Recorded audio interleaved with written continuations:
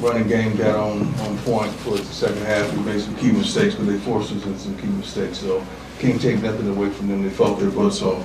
On the flip side of that, we came out humming. We came out wanting to make a statement and wanting to be dominant, and we were.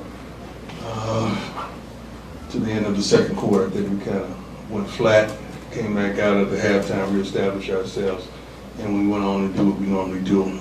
Defense gave up a lot more than they normally give up. We don't give up yards like that, points like that. I think this is our high. This was our high, right? Yards allowed, yes. Yards allowed. This is our high.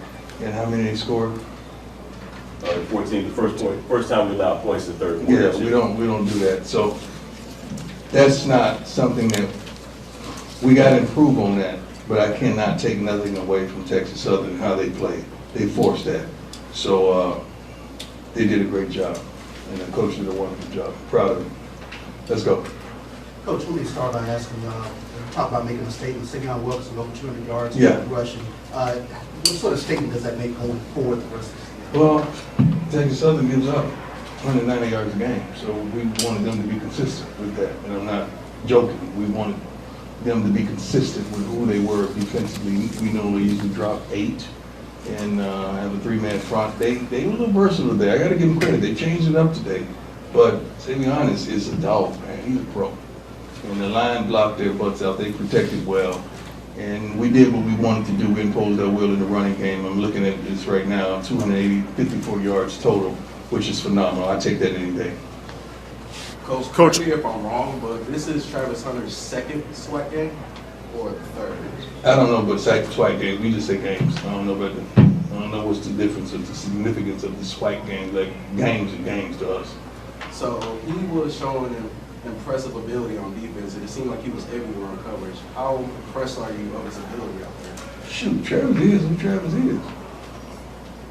Nobody made a mistake about who Travis is. You may be surprised about who Travis is. Travis had surgery, man, a major surgery in the offseason that he had to repair some things that were banged up since high school. And we made the decision to make sure he's healthy instead of just use him. I'm tired of athletes being used. They need to make sure they're healthy so that they could fulfill their dreams for their parents that they desire to. Travis is who Travis is.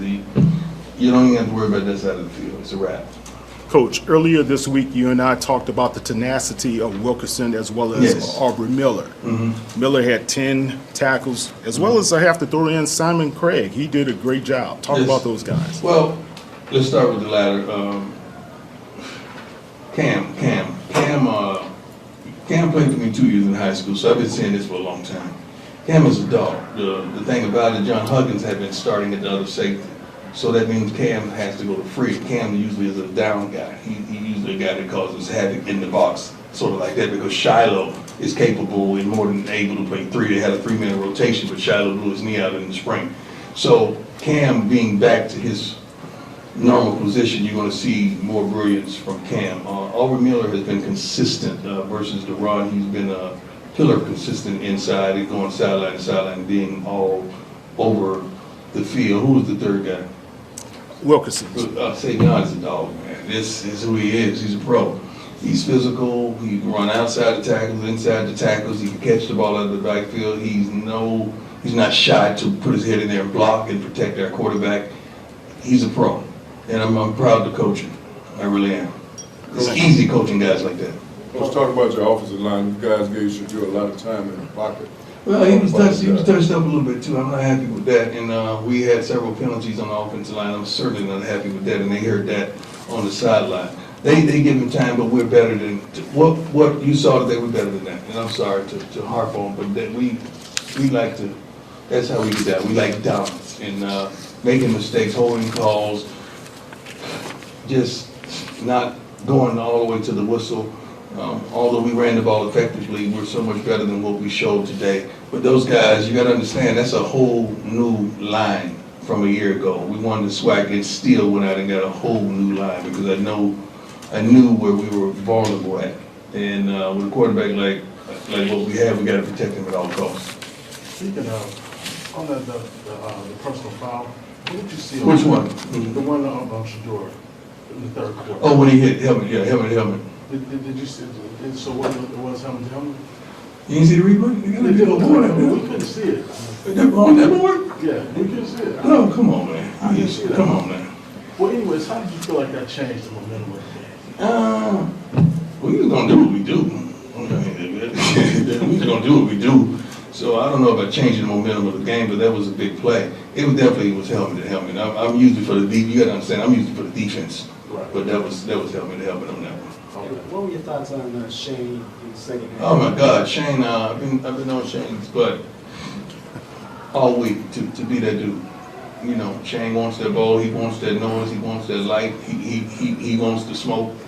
He said, "All right, well, we gonna put it in your hand. We gonna see what you do with it." And he showed up and showed out, man. I'm proud of him. I could see it in his eyes before the game because we threw a ball to him last week, one-on-one go ball. And the guy kind of ran him out, rolled him out of bounds. He got the best of it. He was so mad at himself. I said, don't worry about it. Work on it this week in practice and go get him. And that's what he did. He showed that he could get vertical, jump balls, inside, he blocked. Shane is a complete player. Definitely a pro. I don't know his pro assessment at this point in time, but he's definitely a pro. You guys had 13 penalties. That's not us. We pride ourselves being smart, tough, fast, and disciplined with character. That's not us. That's what I'm saying. That's not us, especially when we're off the field and we're going to have a bonehead penalty on a punt. That does not make any sense whatsoever to line up off sides on a darn punt return. That's crazy. That's uncharacteristic of us. That won't happen again, and that person will not be in there to get another opportunity for that to happen. We don't make those type of mistakes. Do it. You talk about, one last question. Yes, sir. You talk about that often, every week, from week to week, from the beginning, when you first took the job up until this day, about guys playing smart. Mm-hmm. And when you see situations like that, how do those guys, how can they come and talk to you after they've done that, after you've preached to them, son, you cannot play that kind of way? It's like the same way a child comes to his mother or his father. That's kind of the role we play somewhat as a coach. You love them, but you try to teach them the right thing to do the right way. The only way you can discipline them is play fool with their playing time, or some. You can yell all you want. You know, they've been yelled at since they were children. The coaches from everybody, the parents as well. But the way we really get to them, they got to understand you're not going to make it to the next level not being disciplined. You got to be disciplined. And coming from an HBCU, you got to be smart, tough, fast, and disciplined with character on and off the field. That's the only way you're going to make it. So that's what we preached. Thanks, sir. Consistently. Thank you. Thank you, Coach. God bless you all. I wish you the best.